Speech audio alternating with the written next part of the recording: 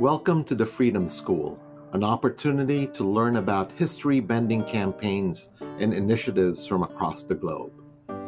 We are inspired by what the Freedom Schools meant during the Civil Rights Movement in the United States, a place for alternative learning for African Americans, a safe space to discover suppressed stories of courage under oppression, the wisdom of culture, and the determination of many to make the impossible seem inevitable.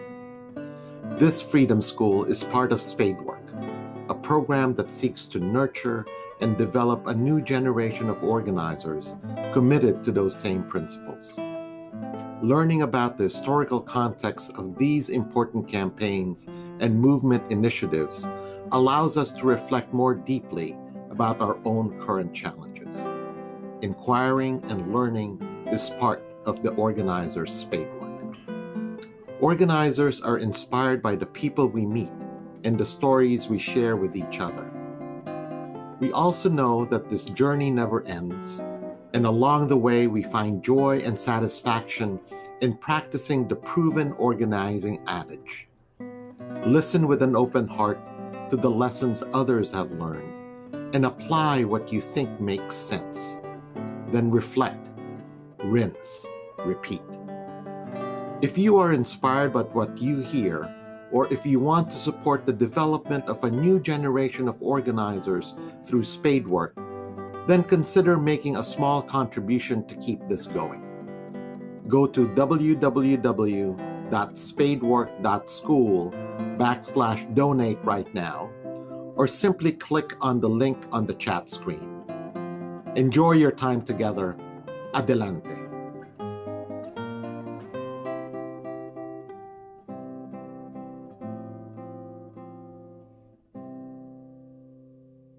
Good morning, good afternoon, welcome. My name is Alex Mohammed. Bien, buenos días, buenas tardes. Mi nombre es Alex Mohammed. Yo nací y me crié en Chicago y trabajo como la directora de políticas para el proyecto Mass Liberation. Y hoy seré coanfitriona para la sesión de Escuela de Libertad junto con Larry. En conjunto con esta sesión lanzamos Spadework, que es un programa de capacitación para organizaciones y organizadores respondiendo al racismo sistemático. Nos emociona estar aquí y ser parte de esta conversación y bienvenidos a la Escuela de Libertad. Gracias, Larry. Bienvenidos a todos. My name is Buenas Larry tardes a Solomon. I algunos. teach Mi here nombre es at Larry Solomon y yo soy profesor aquí en la Universidad Estatal de San Francisco. Yo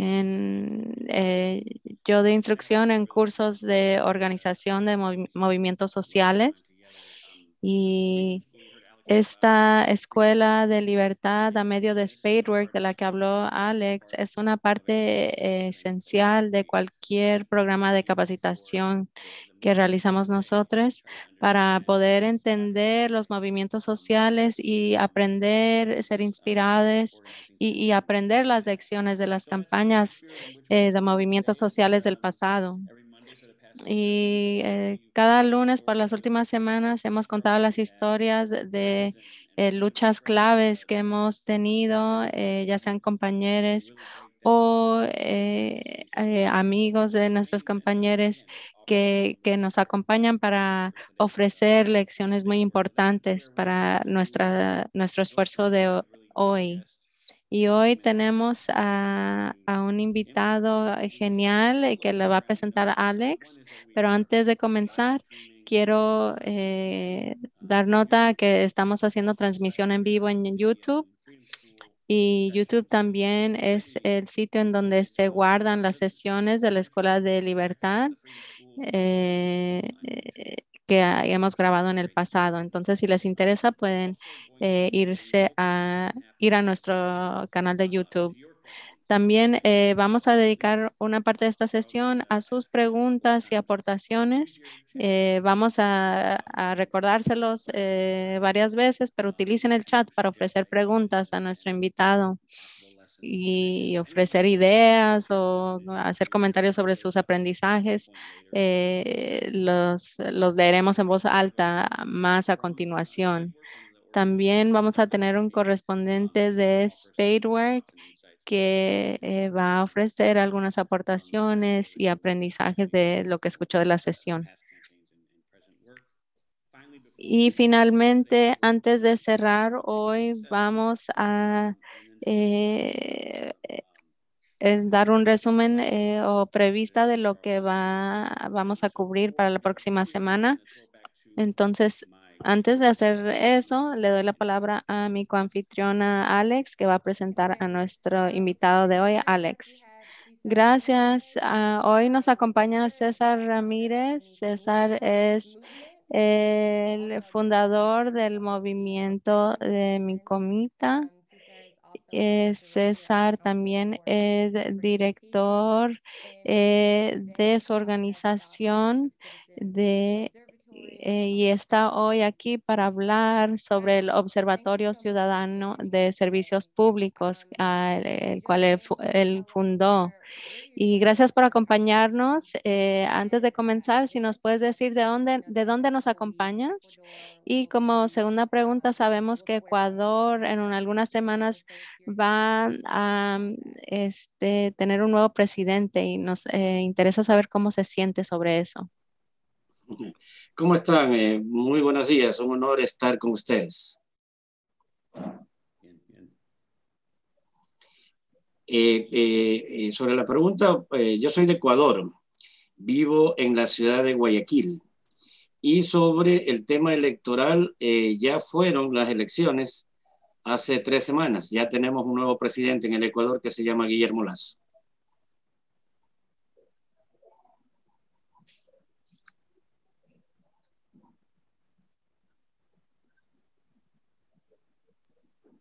No sé si... How are you? Oh, I'm not sure if you're still going. Y no sé si aún continúa, pero ¿cómo se siente sobre este nuevo presidente?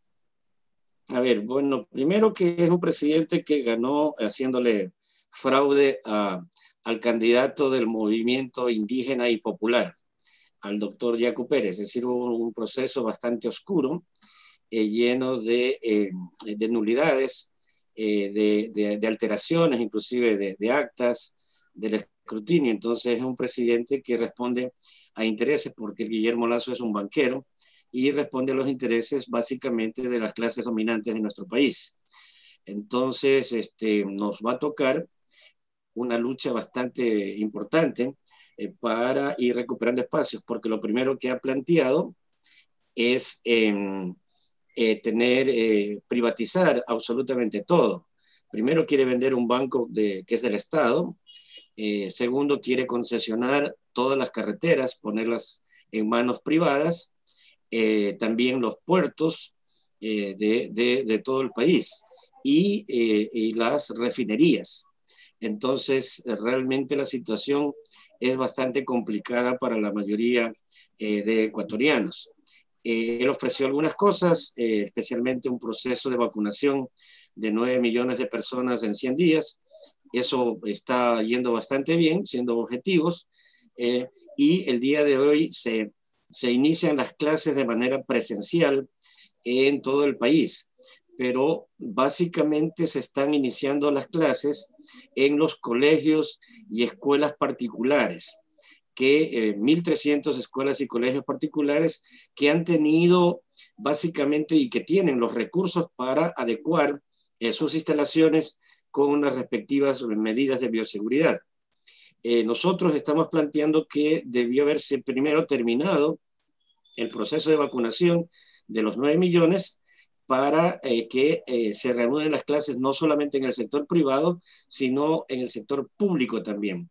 Entonces nos queda bastante trabajo por hacer, bastante lucha que levantar en mi país.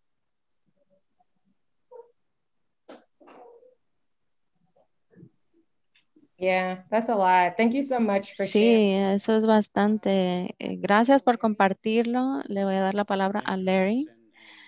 Gracias, Alex, y buenos días, César. Aprecio que esté con nosotros. Y antes de comenzar, les recuerdo que está el espacio de chat para que escriban sus preguntas. Lo más pronto que escriban sus preguntas, lo más probable que las respondamos. y creo que es algo en lo que nos vamos a enfocar hoy, es este movimiento de privatización y los esfuerzos para desafiar y resistir esta privatización. Y es interesante escuchar esos esfuerzos de la reapertura de las escuelas, ¿no? Algunos dicen que es demasiado rápido, pero siempre la parte clave es si se cuenta con esa infraestructura. Entonces es un asunto importante, sé que vamos a escuchar más de eso. Entonces ya sin más demora le doy la palabra a César, nuestro compañero. Adelante.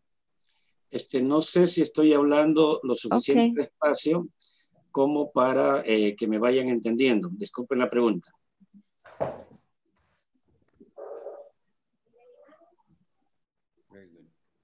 Listo.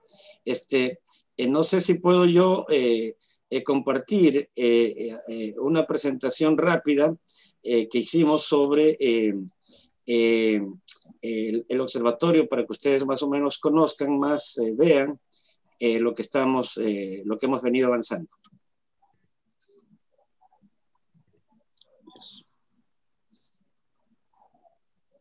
Sí, please, yes. Okay. Sí, adelante.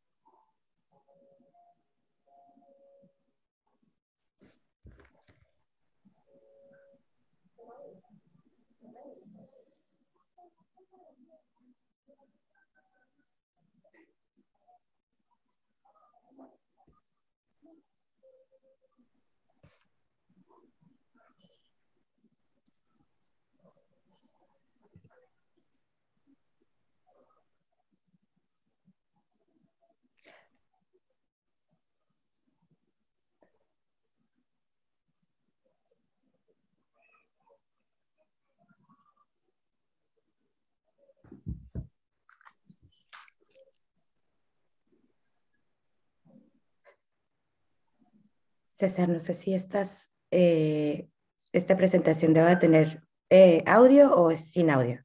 No, es sin audio. Buenísimo, mil gracias. Gracias a ti.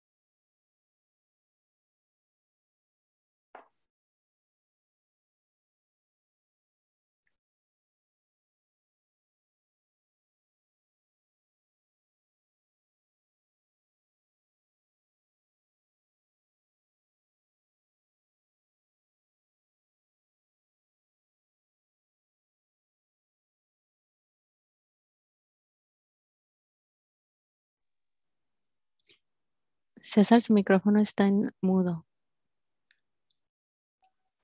Gracias. Les decía que después de esa larga presentación de video, de fotografías, básicamente, era porque quería un poco que conocieran un poco la experiencia larga que tiene el observatorio en estos casi ya 16 años de trabajo.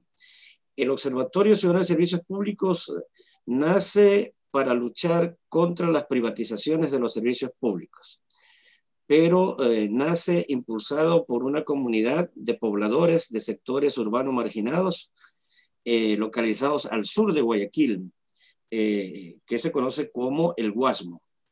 En el Guasmo fundamos en el año 1990 Micometa, que es una organización comunitaria de base para luchar y enfrentar los graves problemas de la población que habita en sectores marginados, en sectores populares, en Guayaquil. Entonces, desde ahí hemos realizado una serie de programas, de proyectos, de iniciativas, no solamente de lucha, sino también de atención a la gente que está en una situación de indefensión. Pero sobre todo también somos parte de los movimientos sociales, somos parte de los movimientos sociales que luchan contra las privatizaciones, que luchan por la vigencia de los derechos humanos, los derechos de las mujeres, de los niños. Es decir, somos una organización que en Guayaquil es un referente nacional justamente para organizar y provocar alianzas, concertaciones entre organizaciones para luchar por hacer realidad, no solamente con protestas, sino hacer realidad, es decir, que la gente vaya haciendo ejercicio de los derechos humanos, porque eso también nos abre una serie de posibilidades y que la gente crea realmente, por ejemplo, si estamos diciendo que los niños tienen derecho a la recreación, hay que hacer programas de recreación.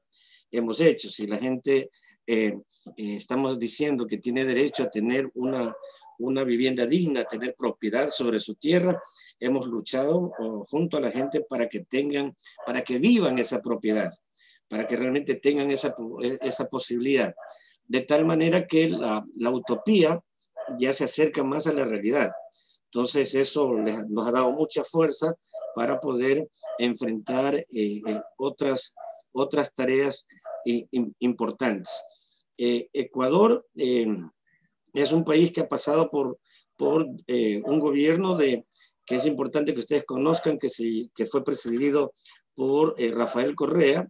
Estuvo 10 años, ha hecho una estrategia de comunicación impresionante, pero lamentablemente son 10 años y 4 años más del expresidente Moreno, que acaba de terminar su mandato, de básicamente con un discurso de izquierda,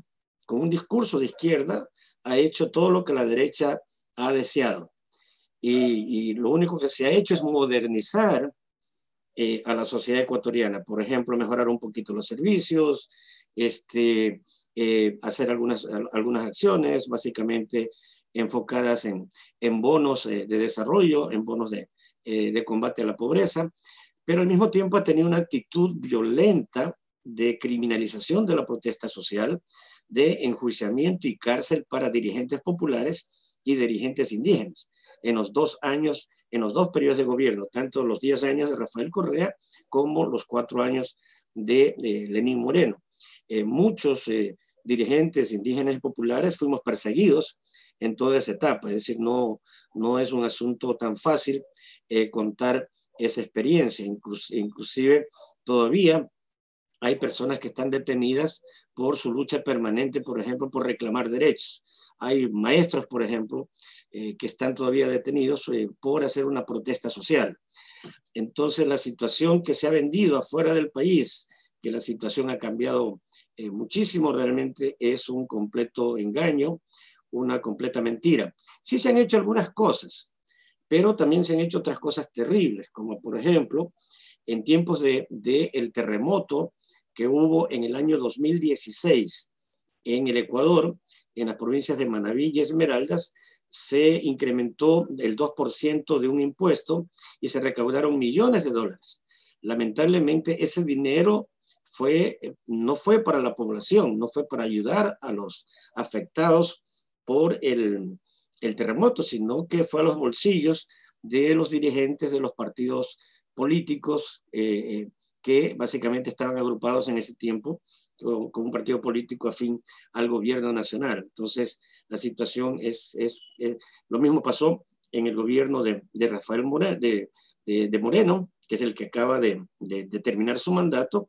Hubo en pandemia una corrupción terrible, mientras que la gente se estaba muriendo en las calles de Guayaquil.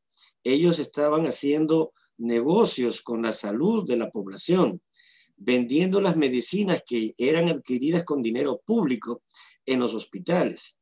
Eso realmente fue bastante deprimente, bastante indignante también, porque inclusive hasta el municipio de Guayaquil no sabía qué hacer.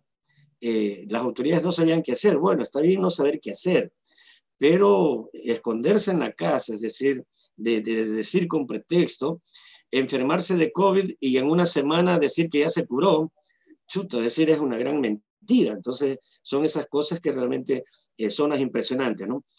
Pero a pesar de todo, el movimiento social se ha fortalecido. Hay realmente en el 2019 hubo un paro nacional súper interesante, fuerte, contra las políticas, especialmente el tema de la elevación del precio de los combustibles. Ahora, en estos momentos también estamos con ese mismo problema porque se han liberado los precios de los combustibles y con eso se ocasiona que haya una permanente elevación de los precios de bienes, de servicios y de productos de la canasta familiar. En ese sentido, hemos ayudado a construir, apoyado a construir varias coaliciones que se encarguen de ciertos temas.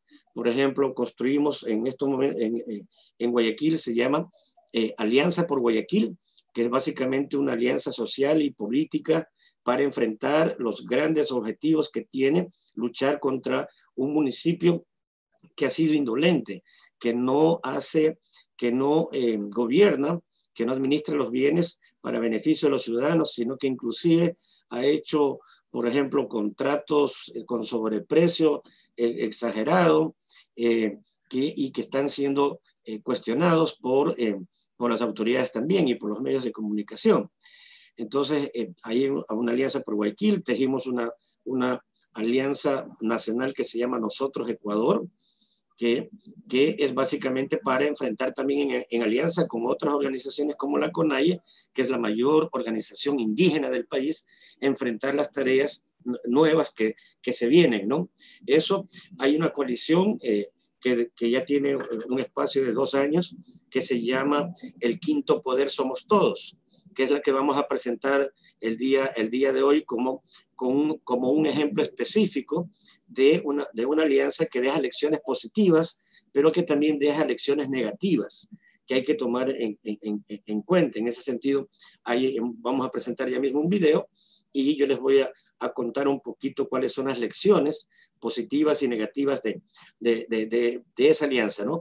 Ahora se ha retomado de nuevo la lucha porque hay una nueva asamblea para la eliminación de ciertos privilegios de los que gozan los políticos, que realmente no deberían tener, porque no solamente en tiempos de pandemia, sino que la mayoría de ecuatorianos no tenemos esos privilegios, como por ejemplo, por haber gobernado 6 meses, por haber gobernado 24 horas, por haber gobernado 6 horas, por haber gobernado 4 años, tienen una pensión vitalicia, es decir, es un sueldo en el caso de los presidentes de $5,000 y en el caso de los ex vicepresidentes de $4,000.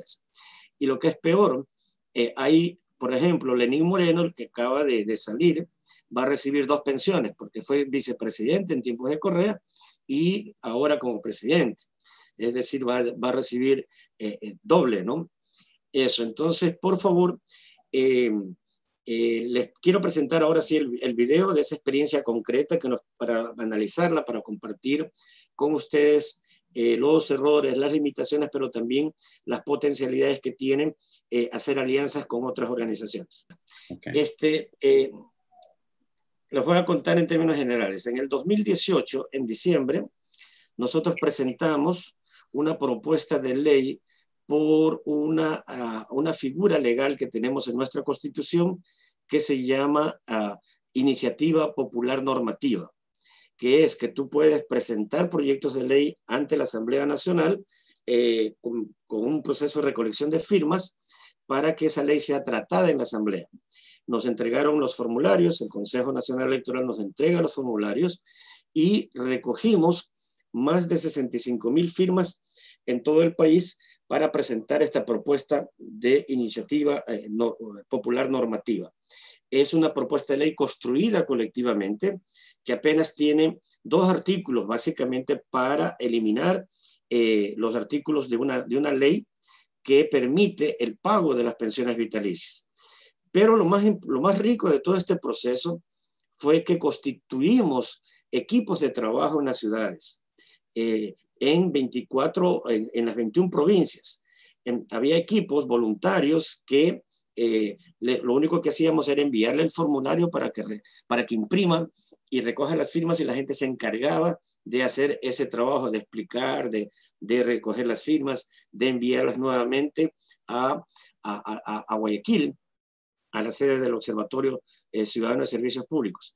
Entonces, este trabajo permitió también al mismo tiempo la conformación de esos colectivos para hacer tareas concretas en relación con los problemas en sus ciudades, es decir, de tal manera que podamos también compartir las luchas comunes. Eso es sumamente importante. Lo otro es que la iniciativa esta causa de terminación de pensiones vitalicias logró un impacto mediático bastante fuerte. Ocupó varios días las primeras páginas de los medios de comunicación.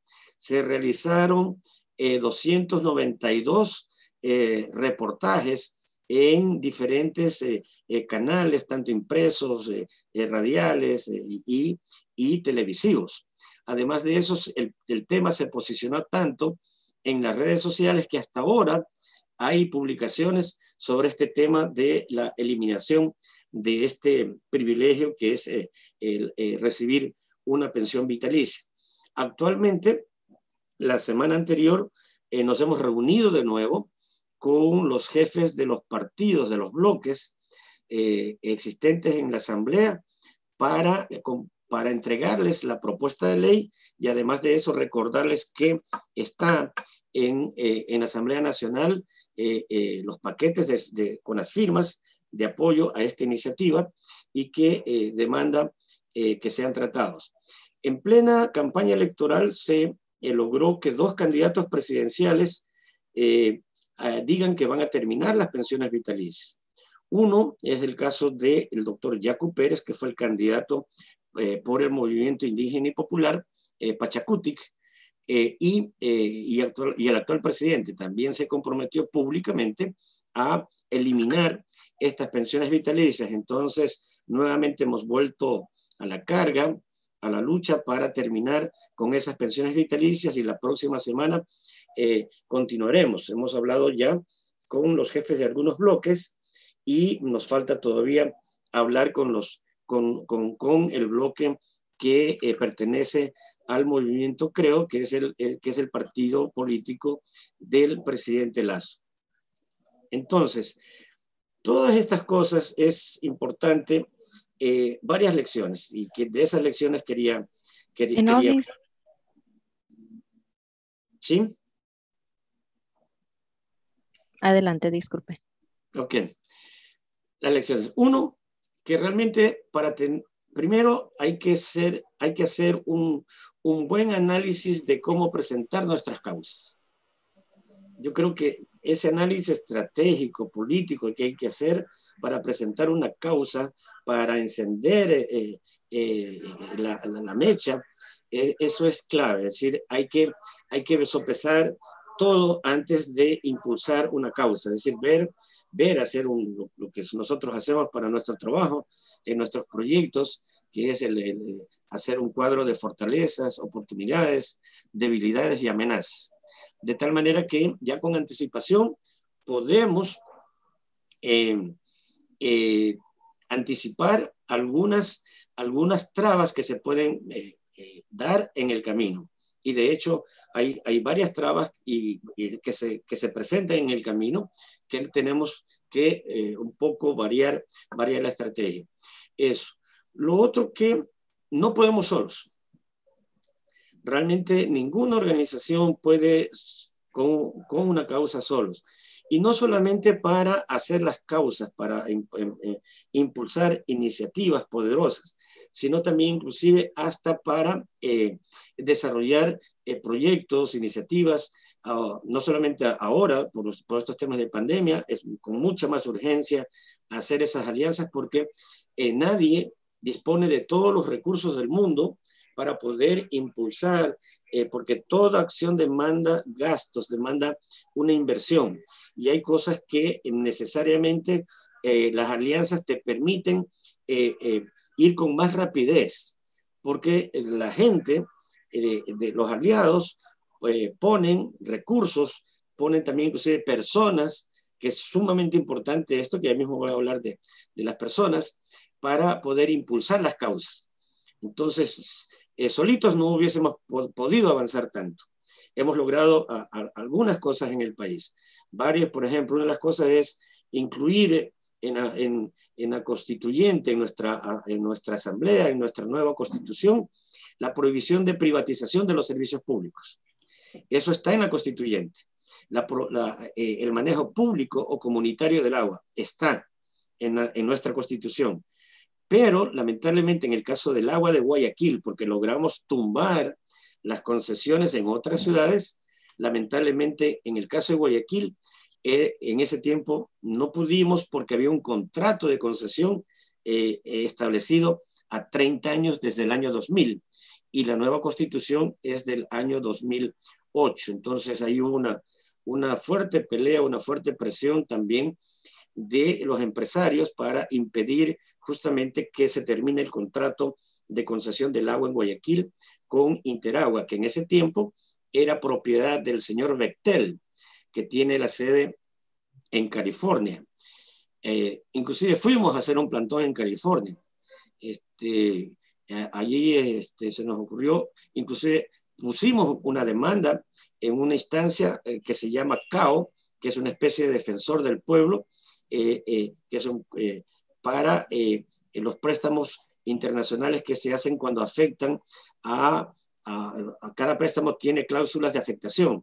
Nosotros descubrimos que había cláusulas que nos permitían interponer una demanda en la CAO del Banco Mundial. Y justamente eso nos permitió también establecer mesas de resolución de conflictos para resolver 3.500 casos de usuarios que estaban desconectados del agua por diferentes razones, por no pago, por sobrefacturación, por mal funcionamiento de los medidores. Entonces logramos resolver eso porque descubrimos también que había espacios también dentro de las multilaterales para poder nosotros interceder, para poder usarlo como herramienta, como palanca para la lucha. Entonces, son claves los aliados. Es decir, toda lucha necesariamente tenemos que tener aliados externos y aliados también internos, ¿no? En primer lugar, nuestras propias comunidades o lugares donde vivimos o donde operamos. Y lo otro son los equipos. Sin un buen equipo de trabajo, comprometido, solidario, porque no tiene nada que ver con el tema del apoyo financiero que se hace a determinados compañeros, sino más bien cómo tienes un equipo fuerte que crea en las causas, que crea en la organización, porque hay gente que trabaja por un salario y está bien, es un justo derecho, pero es increíble contar con gente que con pasión, con amor, se mete a trabajar en las organizaciones, porque tienen mayor capacidad, tienen mayor posibilidades de contestar rápidamente, por ejemplo, cuestionamientos de medios de comunicación o estar en entrevistas con los medios, porque las causas fuertes, las causas bien posicionadas demandan esfuerzos de voceros, y los voceros tienen que estar previamente capacitados sobre el tema, ¿no? Y para eso. Y una de las cosas también que es importante tomar en cuenta son las debilidades del enemigo. Creemos que hay cosas que debemos saber de los enemigos, de la gente que se puede oponer a que tengamos éxito para poder realmente enfrentar de mejor manera. Por ejemplo, la próxima semana, el día jueves, vamos a presentar una propuesta de consulta popular para ser consultados los guayaquileños sobre los temas del uso del presupuesto. porque el presupuesto se está gastando en hacer murales, en hacer cosas intrascendentes para la ciudadanía, para los temas de estos del impacto de la pandemia. Entonces, vamos a demandar que se reforme, que se reoriente el presupuesto del municipio para responder a los impactos del COVID con compra de vacunas, campañas educativas y una serie de cosas más que se necesitan. Lo mismo, resolver y consultar con la gente, que se consulta a la gente sobre temas, por ejemplo, del trabajo informal. Nosotros tenemos un problema que millones de guayaquileños viven del trabajo informal, del trabajo que se hace en la calle, del trabajo que se hace fuera de la formalidad. Entonces tenemos que atenderlos porque no les están permitiendo trabajar en paz. Entonces también eso va a ser sometido a consulta. Lo mismo el costo del pasaje.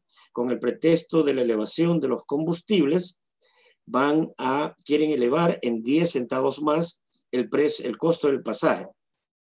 En estos momentos el pasaje cuesta 30 centavos, quieren subirlo, elevarlo a 40 centavos, pero el problema está en que una buena parte de las personas perdieron su trabajo.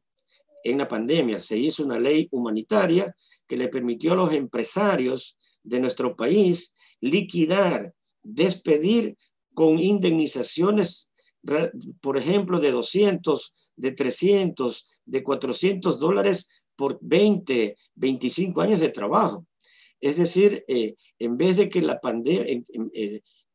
pandemia sea un llamado de atención para la gente que tiene más recursos, la gente que más tiene, los millonarios de nuestro país, son los que mejor aprovecharon para ganar millones en temas de alimentación, en temas de salud. Han incrementado las cadenas de farmacias, es decir, hay más farmacias en el Ecuador que en cada barrio ya prácticamente hay una farmacia, es decir, se ha incrementado ese negocio. Lo mismo los centros comerciales, las grandes cadenas de alimentación son las que se han enriquecido, mientras que le han impedido al pueblo trabajador, al informal, que vive de su trabajo cotidiano, que trabaje, lo molestan, se lo llevan preso, les ponen multas y una serie de cosas. Entonces, todo esto va a ser sometido a consulta popular. Eso nos pone de igual a igual con la autoridad. Es decir, son causas y mecanismos que son, una vez que sea sometida a consulta el pueblo, es de cumplimiento obligatorio. Es decir, la autoridad no puede salvarse de no cumplir las disposiciones que están en nuestra Constitución.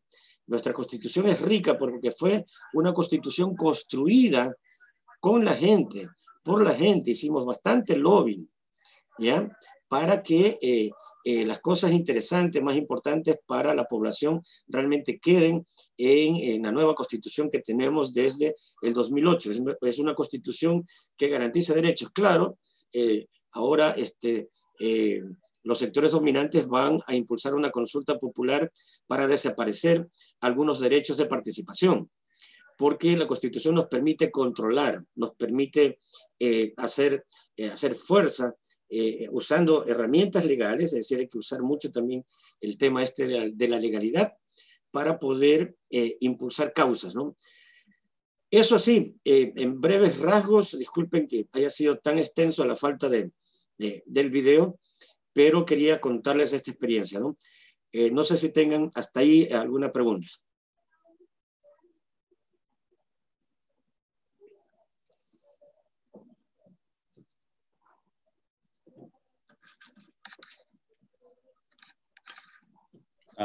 Really valuable lessons. There's a lot of... Son lecciones aquí muy valuables, ideas muy, muy ricas aquí.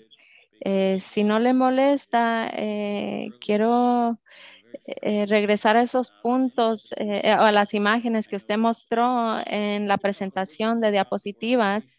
Y me gustaría que hablara un poquito más de cómo se fundó la organización, hasta el nombre de la organización, Mi Cometa, ¿a qué se refiere eso? Y cómo es que ha evolucionado esa organización a lo largo de los años.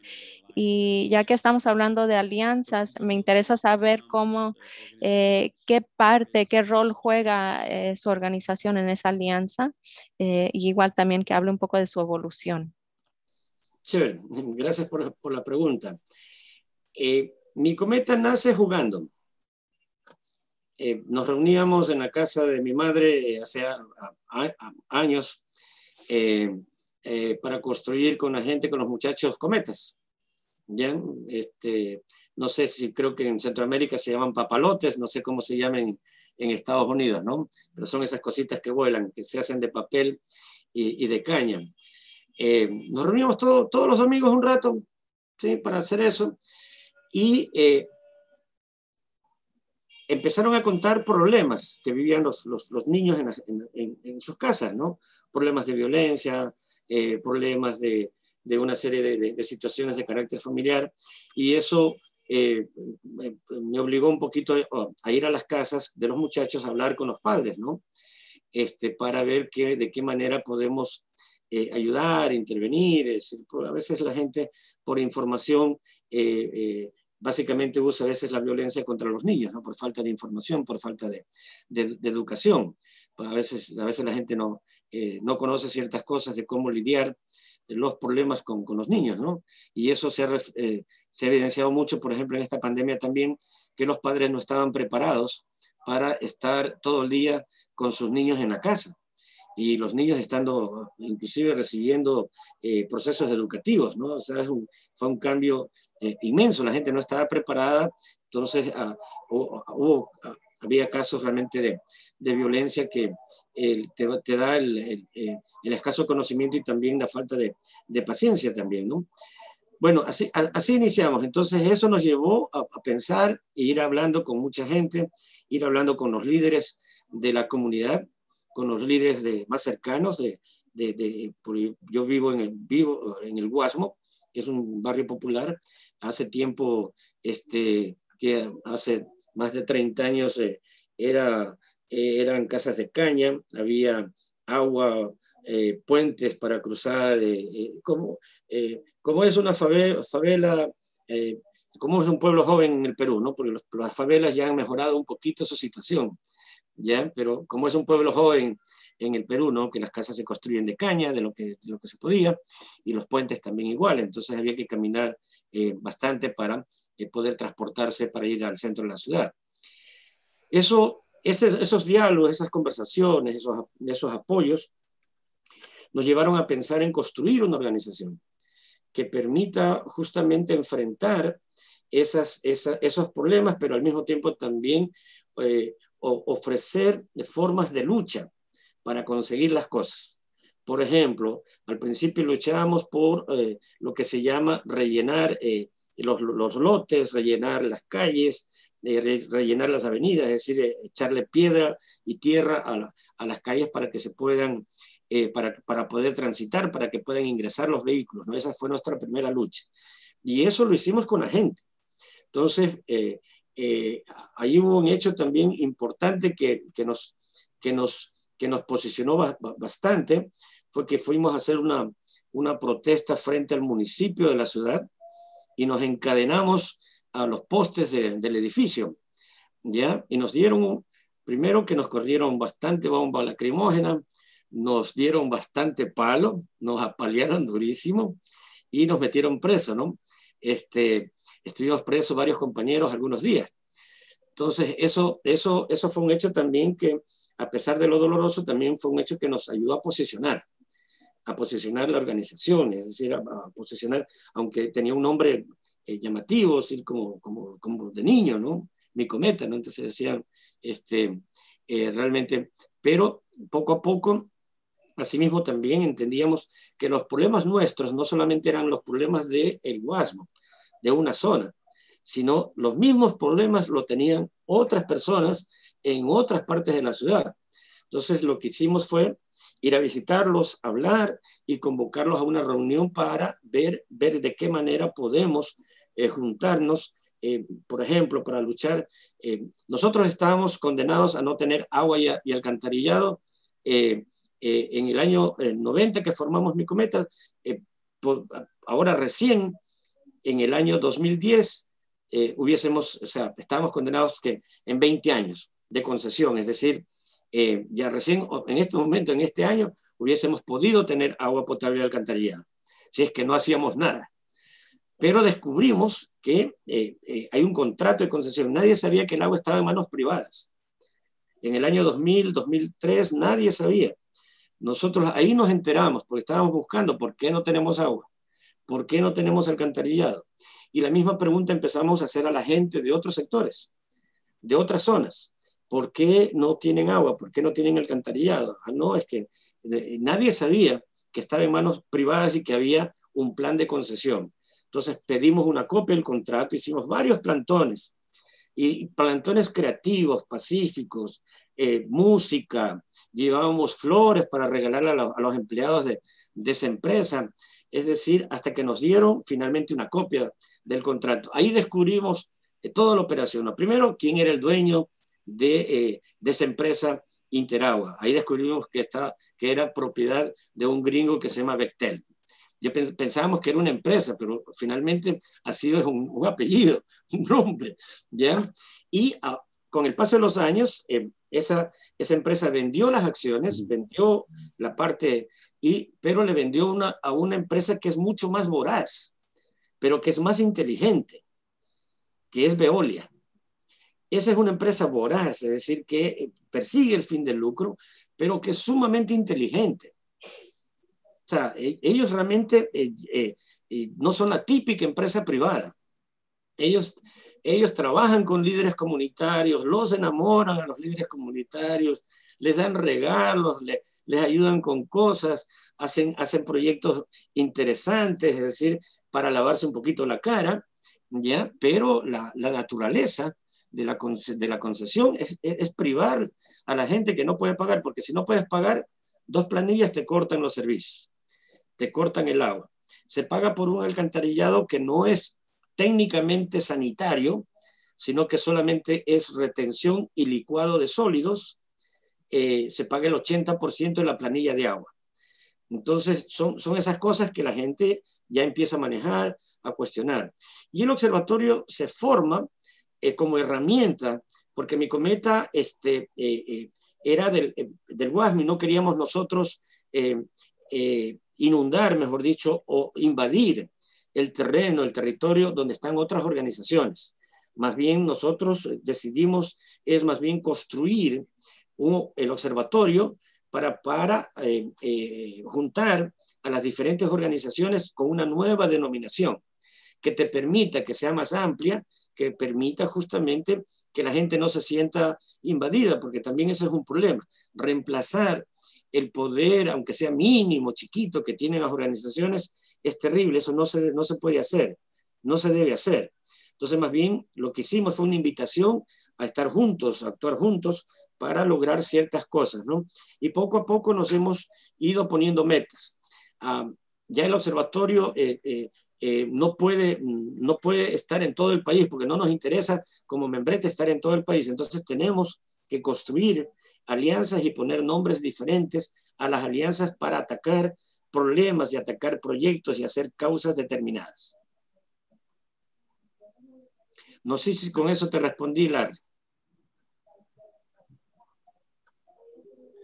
No, gracias. That was very, very good answer. I very much Gracias. Muy buena respuesta. Aprecio cómo contestaste la pregunta. Sí, y enfatizó el punto. No se puede tener una alianza sin tener organizaciones de base en cualquier industria. Así que me gusta la idea de cómo es que Micometa surgió y ha seguido evolucionando. Y aprecio es la habilidad de las lecciones que dijiste, es analizar el contexto. Y quizás vamos a hablar un poquito más en cuanto a la pregunta de la educación política, en cuanto a los miembros y la gente, porque si hay compañías privatizadas, inclusive el gobierno que está tratando de comprar estas organizaciones o deciden que el mantenerlas privadas es la única manera. Así que después regreso a esta pregunta. Así le paso el micrófono a mi coanfitriona Alex para que comparta sus reflexiones. Sí, gracias, Larry.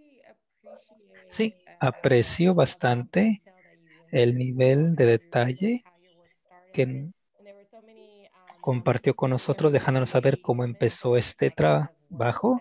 Y sí, y nos dejó saber estos baldes de trabajo, que algo similar ha pasado en Chicago. Me acuerdo que habló en cuanto a las luces del tráfico. Aquí le llamamos organizaciones a base de alto, donde simplemente tratamos de agarrar más altos para las comunidades pequeñas en las afueras de la ciudad. Y también en vecindarios de color, de raza negra, de bajos ingresos, porque se veían más accidentes automovilísticos, porque la gente manejaba muy rápido, y también los niños, niñas que eran lesionados. También hay informaciones muy importantes que compartió, que creo que son importantes el, el recalcar, sí, hablando en cuanto a estrategia, agarrando a la comunidad, enfocándose en el trabajo local, identificando que no solamente era esta comunidad que estaba en dificultad con cierto asunto, pero que hay también pues un interés en general en ver cambios en estas áreas y el crear un apoyo más amplio y análisis en cuanto a estos asuntos o temas. Y también la piensa en cuanto a la investigación. Creemos que se está enfocando a cierta organización y se puede llegar a uno mucho muy específico, nombrando a la persona, poniendo la cara, digamos que está explotando y agarrando los recursos de la comunidad, y da simplemente un camino muy claro para poder uno hacer sus demandas y ser específicos a las personas que tienen el poder de decisión o las personas claves. Y sí, aquí es donde iba mi pregunta, pero también aprecio que habló en cuanto a la falta de recursos y el tener este tipo de red de seguridad. Hay una organización en Chicago que se llama Transformación en Equidad, que era uno de esos grupos en nuestra área que estaban haciendo trabajo específico a la economía. Así que aprecio escuchar que ese trabajo pasa en otros lugares y es muy importante. Y creo que muchas veces se nos olvida la economía informal. Después en la conversación me gustaría escuchar más en cuanto a esto. Mi pregunta es, primero, ¿hay tanta necesidad en este campo y se siente como un trabajo masivo? Y creo que en vez hay tanta necesidad que hay pues trabajo masivo en cuanto a las demandas específicas se pierden o no están muy claras. ¿Nos puede decir o recalcar qué es lo que se demanda en cuanto a la necesidad para su comunidad? Recalcar estas demandas, por favor. Gracias, Alex, por la pregunta. Sí, a veces hay ese problema de cuando estás metido en varios campos a la vez, a la final no podemos concentrarnos en las cosas específicas. Pero para justamente enfrentar eso, lo que hemos hecho hasta ahora es generar estructuras organizativas que permitan asumir causas concretas. Por ejemplo, hay una coalición que se llama Defensores de los Servicios, que se encarga exclusivamente de la lucha por los servicios. Es decir, ellos tienen sus voceros propios para poder enfrentar. Justamente, por ejemplo, también el día de hoy están sentados en una mesa técnica con el Ministerio de Energía para resolver los problemas de la energía eléctrica, que hay mucho en sectores populares. Es decir, hay gente que está haciendo eso, ¿no? Es una red, una coalición formada exclusivamente para atender la lucha por los servicios públicos. Agua potable, alcantarillado, recolección de basura y transporte público. Y cada uno tiene sus vocerías internas. Y lo mismo, en el caso nacional, hay temas específicos que también son abordados de manera específica. Por ejemplo, la coalición El Quinto Poder Somos Todos es exclusivamente para trabajar, para unir a la gente alrededor de la terminación de los privilegios para los políticos. En este caso, los expresidentes y exvicepresidentes. Es decir, ahí está una forma organizativa que responde a esos temas. Es decir, que tiene que organizar, tiene su propio vocero nacional, que tiene sus voceros provinciales, que son los que se mueven alrededor del tema, y también cuando es necesario nos juntamos todos para hacer acciones concretas de fuerza, de presión, una marcha, un plantón en Quito o donde sea. Eso ya nos coordinamos con tiempo, con anticipación. Entonces el rol nuestro, y el rol mío en particular, es básicamente provocar, promover, propiciar las alianzas. Es decir, hablar con el uno, hablar con el otro, pedirles que se activen, solicitarles que vean, que analicen de qué manera pueden apoyar. Es decir, ese es mi trabajo mayormente, ¿no? Entonces, puedo hacerlo, ¿no? Es decir, y en cambio, físicamente, yo con mis compañeros tenemos también un trabajo de ayuda directa a comunidades. Por ejemplo, estamos apoyando directamente los fines de semana a 3 comunidades en Guayaquil con cursos, talleres de diferente naturaleza. Inclusive hacemos acopio de cosas para donar, por ejemplo, alimentos, ropa.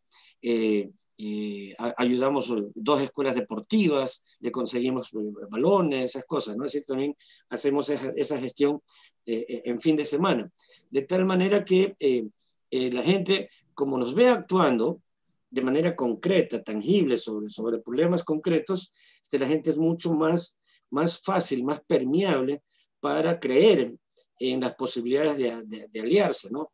Por ejemplo, hay una organización nacional que se llama FECAOL, que la semana anterior, ellos, por ejemplo, hicieron una gran asamblea nacional y decidieron convertirse en un partido político, el Partido del Pueblo. Y agruparon a básicamente organizaciones campesinas, organizaciones barriales, para impulsar esa tarea política, esa tarea de conformar una herramienta político-electoral, ¿no? Hay Pachacutic, el movimiento de los indígenas, pero a veces, lamentablemente, ellos tienen una propia agenda de los indígenas, lo cual es correcto y está bien. Nosotros no estamos en contra de eso, pero también hay que incorporar también la voz de quienes no somos indígenas y también nuestras propias necesidades, porque no somos indígenas. Tenemos en las ciudades y en los sectores urbanos marginados demandas permanentes, luchas permanentes, ¿no? Que no son parte de la agenda del movimiento indígena.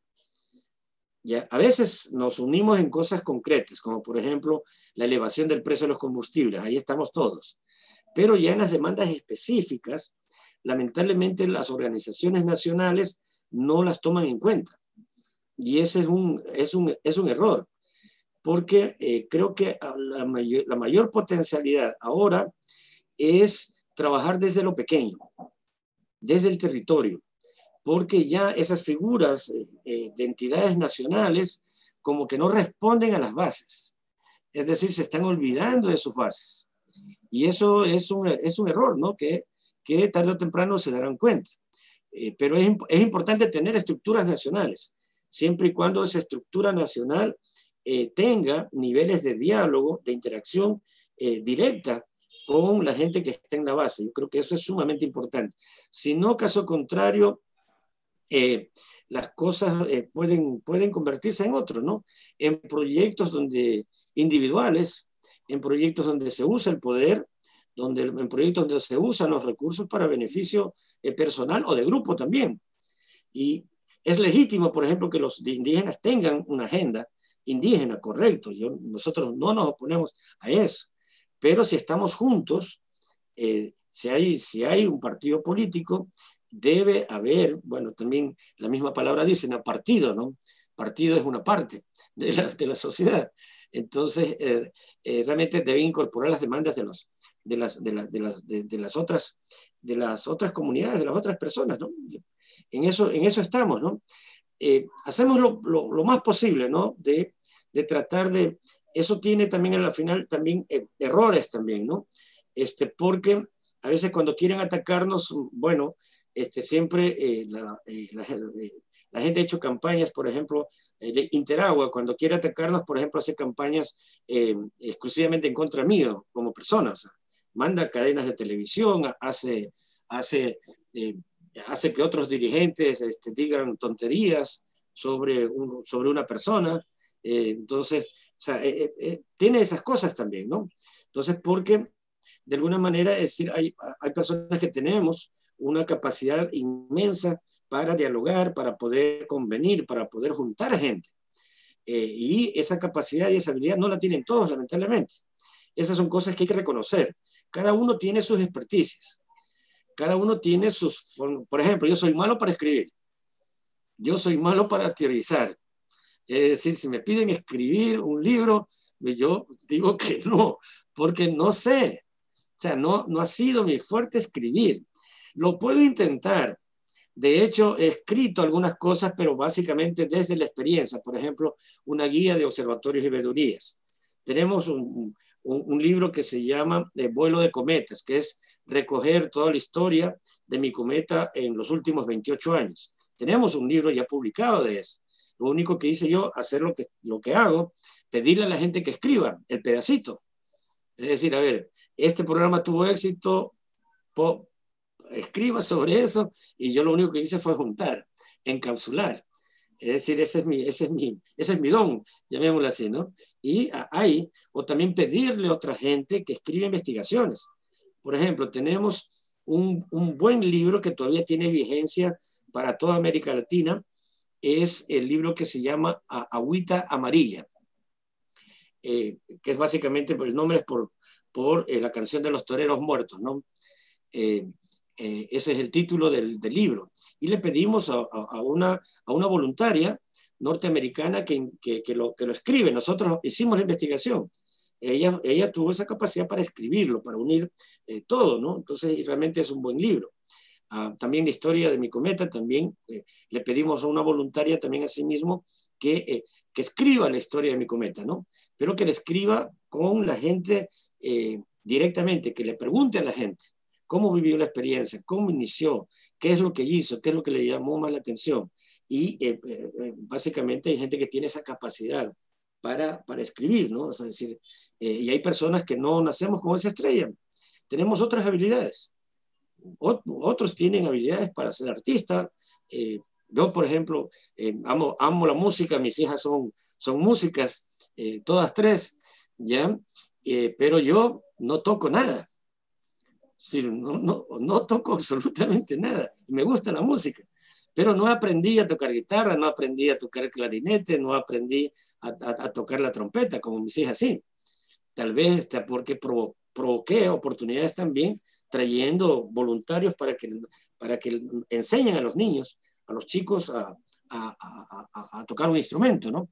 Pero lamentablemente, como uno está en tantas tareas, no puede darle tiempo también a aprender ciertas cosas que son útiles, ¿no?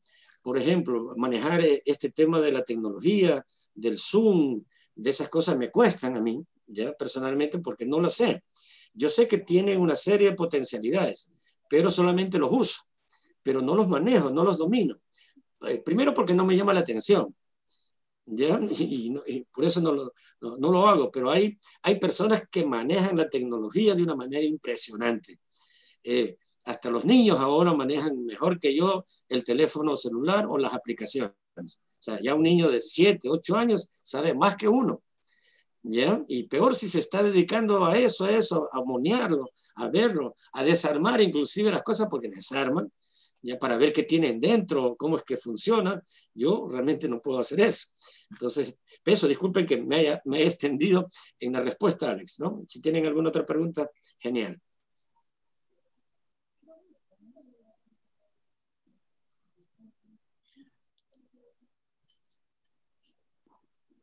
I appreciate the depth of the answer. Aprecio la profundidad de su respuesta y anticipamos esa pregunta.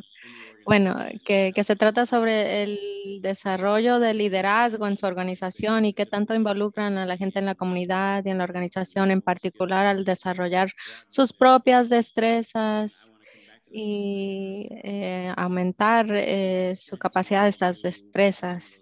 Y entonces quiero entender en esos talleres que ustedes realizan o capacitaciones, les piden a las personas, los miembros de la comunidad o integrantes de la organización que hagan presentaciones de análisis político.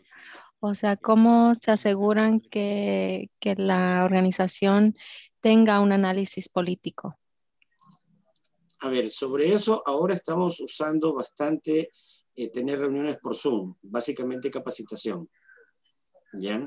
Porque es necesario que la gente vaya viendo lo que está pasando en el país, ¿no?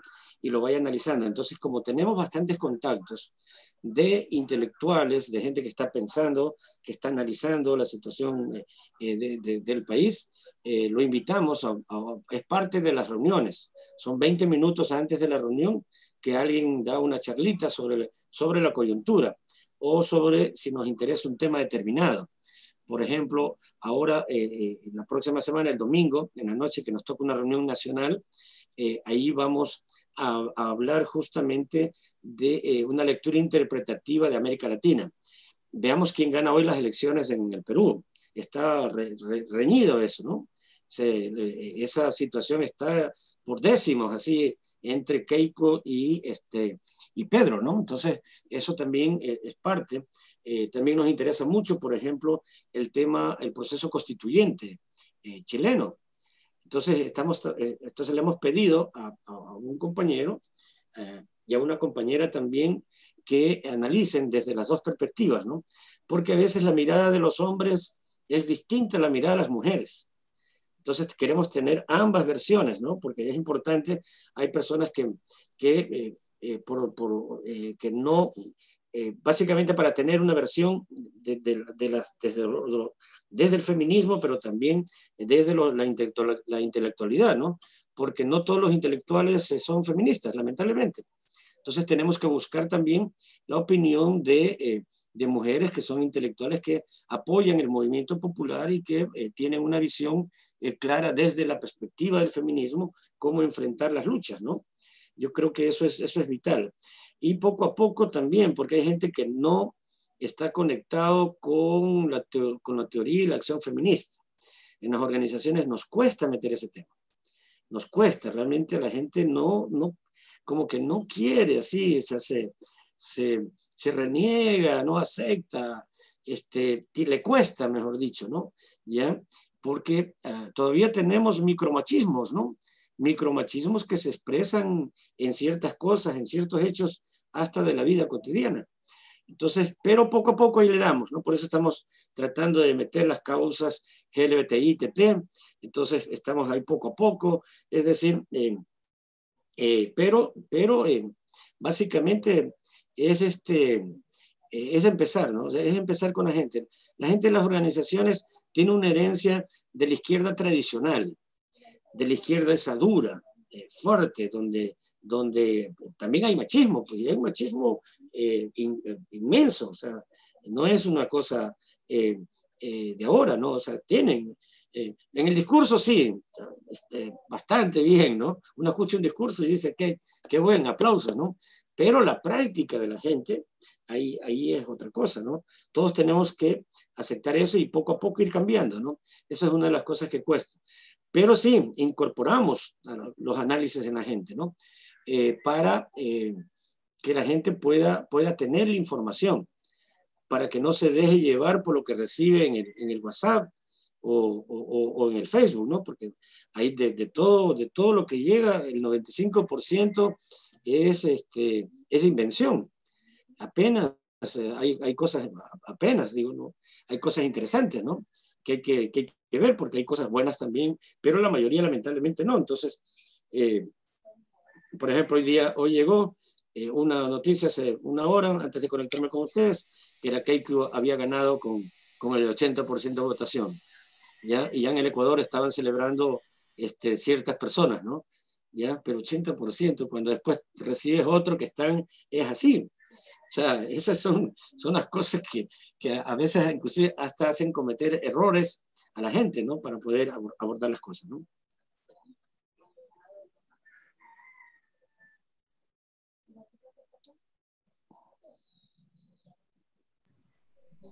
Yeah. Thank you.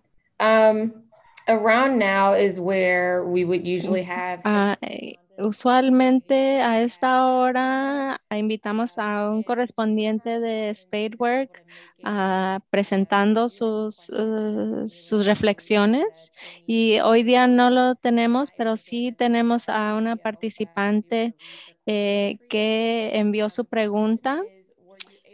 Y la pregunta es que si lograron formar alianzas o trabajar con organizaciones fuera de Ecuador, ya que estos asuntos también se presentan en otros países. Sí, nosotros tenemos varios aliados en Estados Unidos. Realmente ha sido una construcción de años también, ¿no? Y básicamente con organizaciones que están en nuestra línea. Es decir, sí tenemos aliados con organizaciones que están pensando y que están en la línea nuestra, por ejemplo, de lucha contra la privatización de los servicios. Por ejemplo, en el agua, por ejemplo, tenemos conversaciones, diálogos permanentes con dos organizaciones que están en Boston. Una se llama UUSC. No sé hablar yo inglés, pero es Universal Unitarios Servicios. Creo que es una fundación de la iglesia de universalista, ¿no? ¿Ya? Que ellos tienen básicamente un programa de apoyo a comunidades que nos ayudaron hace años y nos siguen ayudando ahora básicamente con contactos y con amplificar un poquito la voz. Eso, ¿no? Y hay otra también que en español, el nombre en inglés no, lo sé, pero no lo puedo pronunciar, pero en español es rendición de cuentas, ¿no? Accountability, que es una organización que también trabaja en línea nuestra, básicamente de los temas de la lucha contra las privatizaciones, ¿no?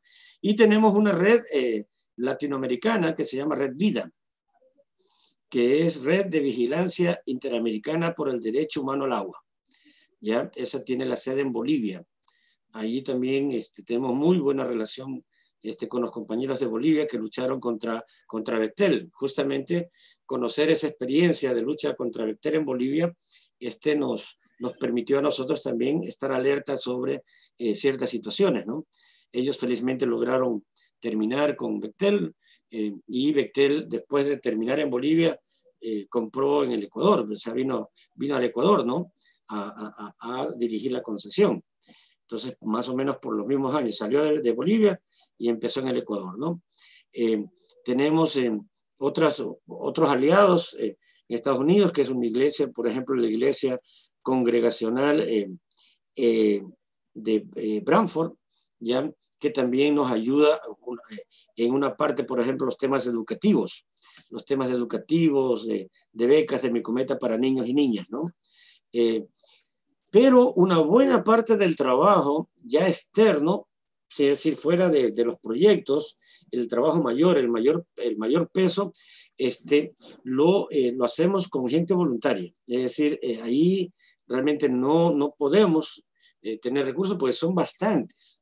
son bastantes, ¿no? Entonces sí, cuando tenemos algunos recursos, porque tenemos algún proyectito relacionado con el tema, podemos nosotros destinarle algo de fondos para las actividades, ¿no? Y cubrirles en algunos tiempos su salario. Por ejemplo, en estos momentos tenemos una persona, el vocero nacional en Quito, que es Andrés Mendoza, que es el quien está coordinando en Quito, por ejemplo, todas las conversaciones, los diálogos que hay que tener con la Asamblea Nacional, con el Congreso, como se llama en otros países, ¿no? Aquí se llama Asamblea Nacional.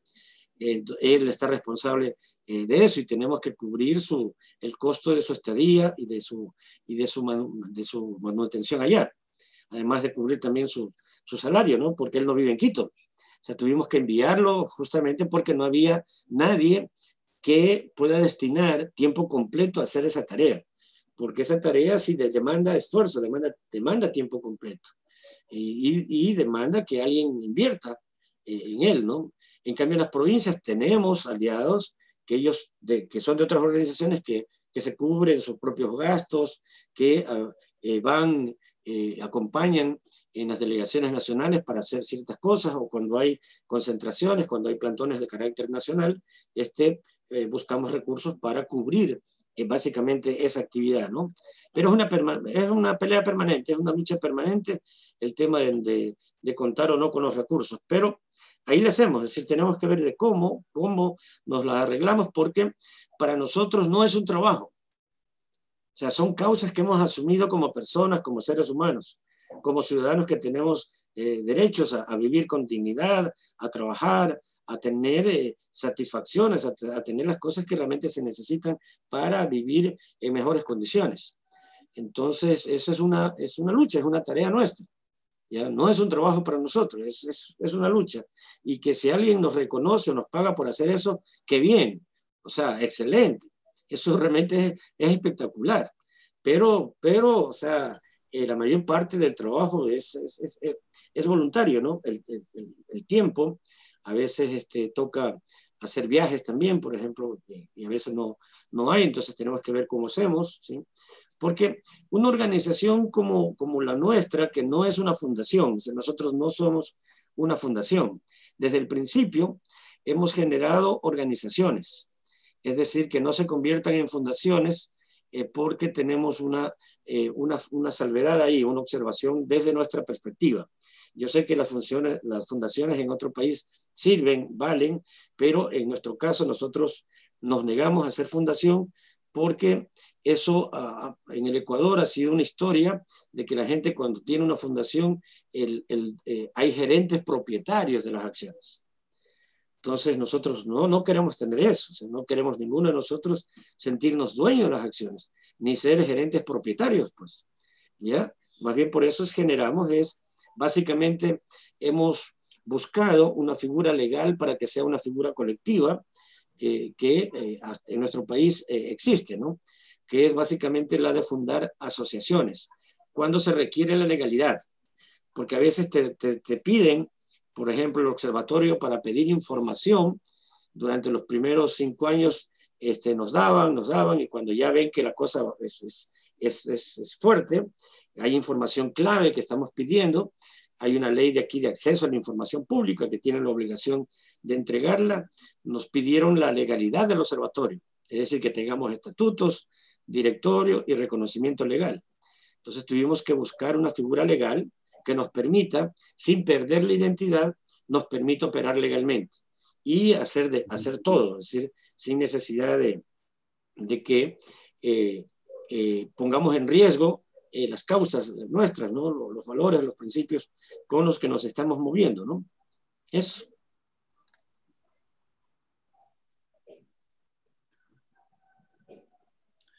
So, yeah, again, Cesar, you're anticipating a lot of the questions, and I don't know if you're able to Otra follow. vez, César, es como que si usted está anticipando las preguntas, no sé si sigue el chat. Yo cuando doy instrucción en Zoom, yo no sé trabajar el chat y tampoco sé tocar un instrumento, entonces no tengo muchas destrezas de hacer muchas cosas a la vez. Pero ya hay preguntas en el chat sobre cuestiones de cómo se financia su organización. pero hay preguntas también de cómo pueden recaudar fondos de manera como de base popular o cómo es que donantes pueden apoyar los esfuerzos de sus organizadores. Y entonces entiendo que ustedes son una empresa voluntaria, ¿no? O sea, sí pueden pagar de cierta parte los salarios de sus organizadores, de su personal, pero ¿qué necesidad tienen ustedes de cubrir los gastos o los salarios de sus organizadores? Y si nos puede como quedar unas cuentas de sus necesidades, ¿no? Ya, chévere, buena pregunta, ¿no? Nosotros básicamente hacemos ciertos proyectos cuando queremos hacer cosas, ¿no? Y a veces nos apoyan y a veces no. Por ejemplo, ahora que tenemos el tema de continuar con la lucha por las pensiones vitalicias, no tenemos los recursos para cubrir el salario ni la estadía del compañero que está en Quito, por ejemplo, ¿ya? Y también tenemos otras acciones aquí mismo en Guayaquil. Pero apelamos mucho al trabajo voluntario, es decir, vemos cómo hacemos, pero también tenemos varias formas también internamente de conseguir recursos, ¿no? Por ejemplo, le pedimos a ciertos compañeros que sabemos que tienen un poquito más, que están en condiciones de apoyarnos, les pedimos cuotas, ¿no?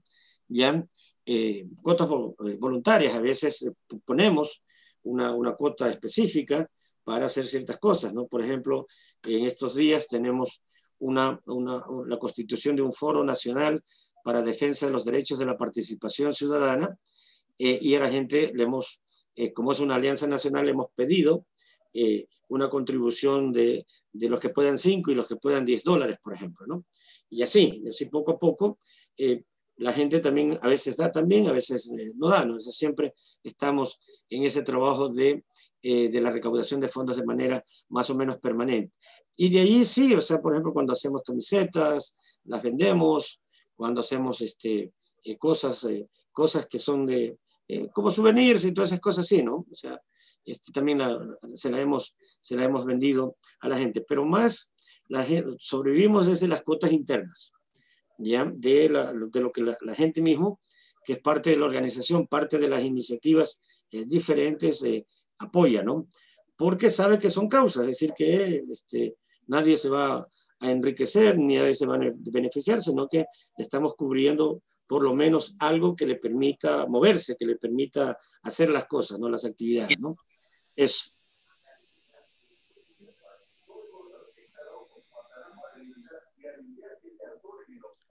Thank you, Cesar, for the answer.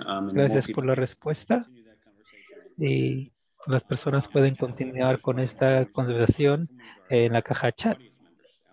Alex tiene una pregunta de nuestros miembros de la audiencia. Sí, gracias, Larry. Esta pregunta viene de Moira y dice,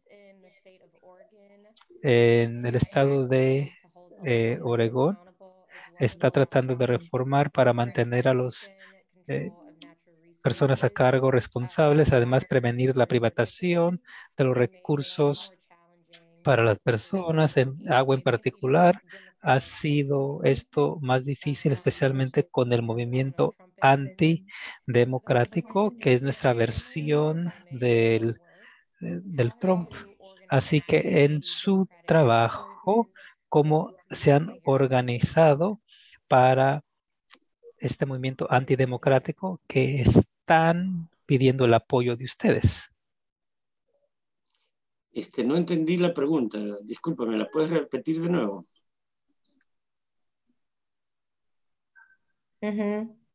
Yeah, Sí. so the question is, La pregunta es, lo que Mayra dice, que en Oregón, digamos, y a través del país también, estamos combatiendo el movimiento de Trump, movimientos sociales antidemocráticos que utilizan narrativas en sus conversaciones que están enfocados a la comunidad que nosotros nos estamos enfocando para organizar. Así que la pregunta es, ¿ustedes se encuentran lo mismo en su región, donde la oposición está tratando de acaparar a las personas que estén tratando de reclutar? Y si esto está pasando, ¿cómo navegan este terreno? A ver,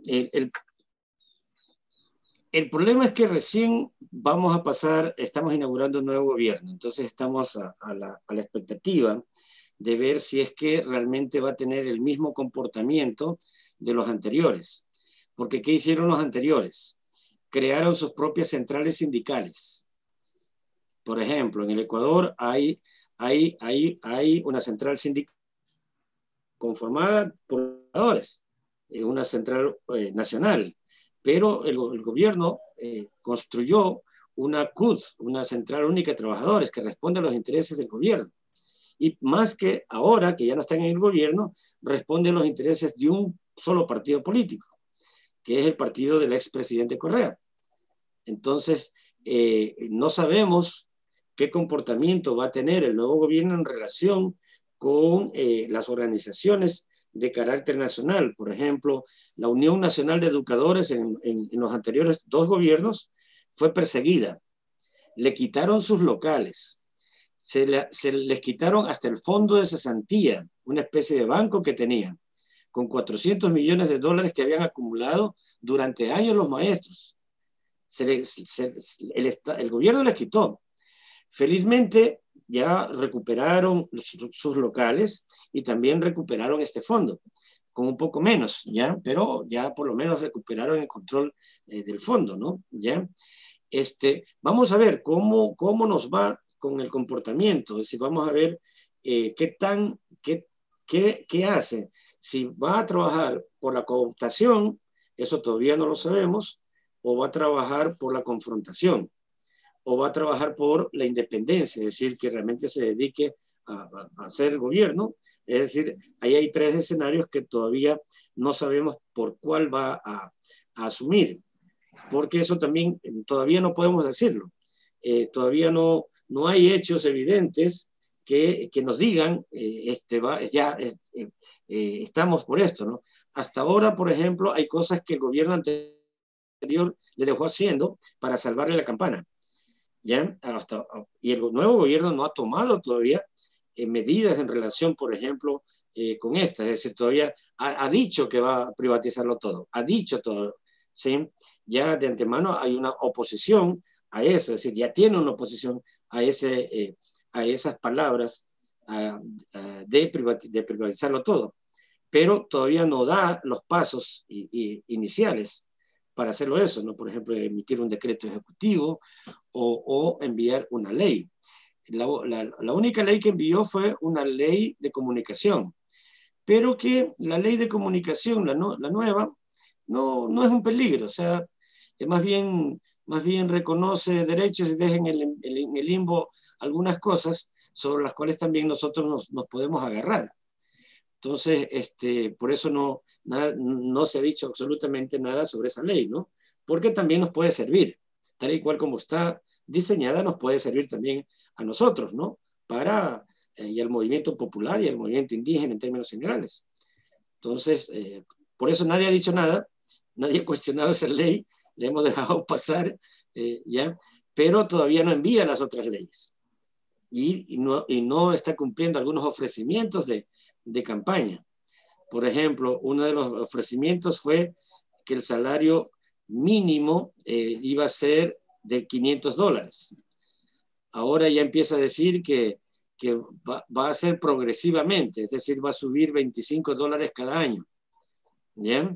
Mientras que la canasta básica en el Ecuador está en $758, es decir, la canasta de sobrevivencia, la canasta familiar. Entonces, cuesta el doble que es de lo que actualmente la gente gana. En mi país, el salario básico oficial es de $400. Ese es el salario básico unificado, con todas las 13º, 14º, vacaciones. Ese es el monto, son $400 el oficial. Pero ahora, como tienen la ley humanitaria, pueden hacerlo por horas.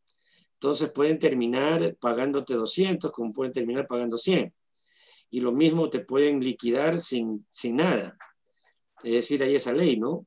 Que ya hay una propuesta de ley también presentada para remediar eso. Entonces, que la están trabajando algunos legisladores, ¿no? Veamos, yo creo que la próxima semana ya ya salen eso, ¿no? Pero esa es la realidad. Todavía no arremete tanto como arremetió Trump, ¿ya? No, todavía no. Y no hay en el Ecuador no hay una fuerza, realmente la derecha no tiene una fuerza organizativa. No la tiene. O sea, tiene ciertos liderazgos, cierta amplificación en los medios de comunicación, ciertos líderes de opinión, algunos think tanks también, que le ayudan a pensar, pero no tiene lo que desarrolló Trump fue terrible, pues nosotros lo vimos. Eso fue una movilización popular inmensa. O sea, independientemente de lo que crean, el hecho de haber movido a tanta gente realmente fue impresionante. Yo quedé como loco viendo por la televisión esas imágenes. Pero acá en el país no hay esa fuerza, no tienen esa fuerza, no han desarrollado esa fuerza. Qué bien, ¿eh? Qué bien. O sea, me alegro que no hayan podido desarrollar todavía y no creo que tampoco en América Latina la tengan. O sea, pueden ganar una elección, ya pueden reprimirte, o sea, pueden usar el poder, pero tener una fuerza militante que se mueva como la que tuvo Trump, no he visto en América Latina hasta ahora. Y esperemos que no haya esa fuerza, ¿no? Porque realmente el tipo supo usar, supo presionar bien donde la gente quería que la presionen, ¿no? Yo no sé, quisiera también saber su opinión sobre estos temas, ¿no? Porque es interesante también recibir una retroalimentación sobre este tema del movimiento popular que apoyó a Trump antes de salir de la Casa Blanca, ¿no? Yeah, Cesar, we're still trying to figure it out too. Sí, también nosotros estamos tratando de averiguarlo. Gran parte de esto es que su apoyo en este país está fundado en la supremacía blanca, masculinidad y obviamente quizás no tanto como en Latinoamérica, pero hay algo muy diferente acá en las Américas que es muy individual y la supremacía blanca, que es la base y su base le atrae eso.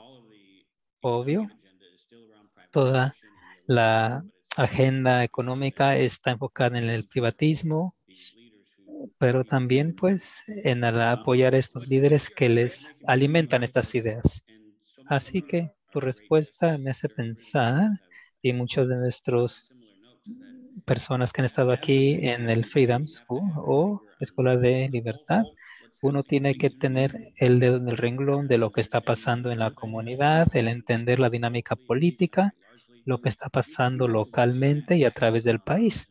Uno hay que tener pues tantos diferentes sombreros, el desarrollar la política, el recaudar fondos, el entrenar a líderes.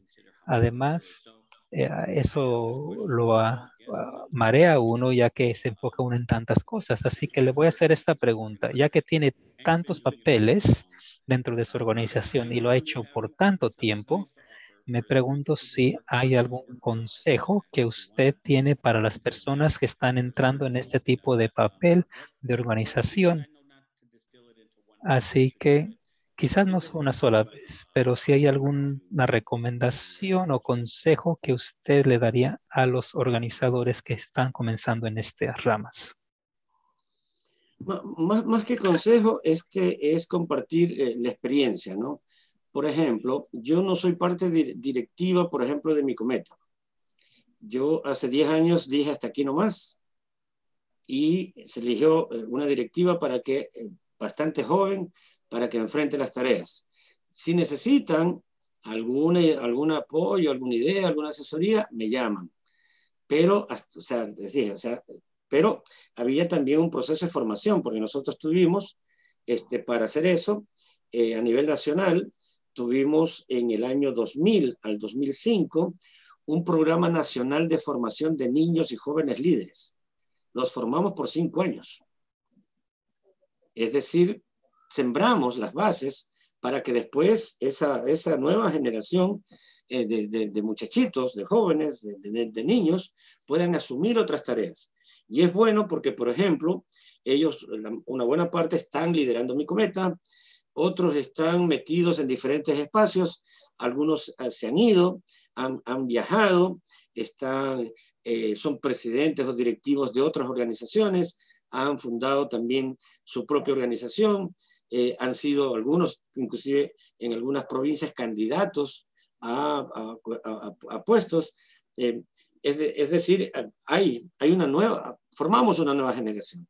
Ahora nos vemos en la necesidad de nuevo de volver a tener un programa nacional de formación de niños y niñas y adolescentes, porque en estos momentos la mayor cantidad de votantes en términos generales en mi país van a ser los jóvenes entre los 16 y los 30 años. Ese es el análisis que estamos haciendo. Y entonces eso estamos escribiendo ya con las bases que teníamos de la propuesta educativa nacional de formación que se llamó Líderes del Nuevo Milenio. Estamos viendo la posibilidad de construir un programa nacional para la siguiente generación. O sea, ya tenemos una generación que está haciendo ejercicio activo. Hay gente que hace las tareas concretas, es decir, hay personas, líderes que son públicos, ¿no? Por eso me hubiese gustado, bueno, el video después se los envío, porque ahí se ven otros actores, no solamente yo, se ven otros actores, ¿no? Y otros actores que tienen voz propia, que tienen solvencia, que tienen contundencia para decir las cosas, porque nos preocupamos con anticipación de formar, de enamorarlos, de enviarlos a todo proceso de capacitación. Nosotros lo que hacíamos, por ejemplo, es invitación que llegaba, invitación que decíamos, a ver quién tiene posibilidades de ir, a ver, hombres, mujeres, hablábamos con los padres y todo para enviarlos, ¿no? Que se vayan a capacitar, ¿no? Muchos han estado, inclusive en Estados Unidos, algunos se han ido en programas a Sudáfrica. O sea, es decir, hemos aprovechado al máximo la oferta existente del mundo para que la gente, esa generación se formara, ¿no? Y también, claro está, es decir, también tenemos procesos internos también de formación, que no son suficientes. Lo bueno es, por ejemplo, algunos han terminado, también que eso hay que reconocer, algunos han terminado en partidos de derecha. Sí. Ya, lamentablemente han terminado, o sea, uno no es dueño del destino ni de cada compañero o compañera, ¿no? Pero una gran mayoría son consecuentes, es decir, están en la onda, por lo menos son buenos padres, ¿sí? Eso es lo que, de la investigación que hemos hecho de qué es lo que está haciendo cada uno, por lo menos son buenos padres, ¿no? Es decir, cuidan y protegen a sus hijos, eso es importantísimo, yo creo que eso es clave, ¿no? Pero tampoco hicimos un proceso educativo ideologizante. Tal vez fue un error, lo estamos analizando. Es decir, no fue un proceso formativo, educativo, con una direccionalidad. Es decir, no fue para que los muchachos militen en partidos de izquierda, ¿ya? O sea, no fue para eso, fue un proyecto formativo humanista, para que cada quien decida para dónde se va. Y algunos se han ido para otro lado, sí, eso también lo reconocemos.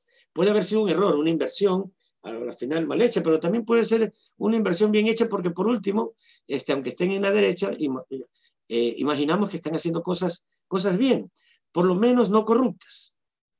Entonces habría que ver eso, ¿no? Estamos reflexionando sobre ese proceso de formación porque estamos diseñando el otro, ya tenemos una sistematización ya hecha a los años, hemos vuelto a llamar a los más de 400 niños y jóvenes que participaron de ese proceso nacional, los hemos llamado por teléfono o contactado para saber qué está haciendo, en qué está, con quién está trabajando, dónde está trabajando.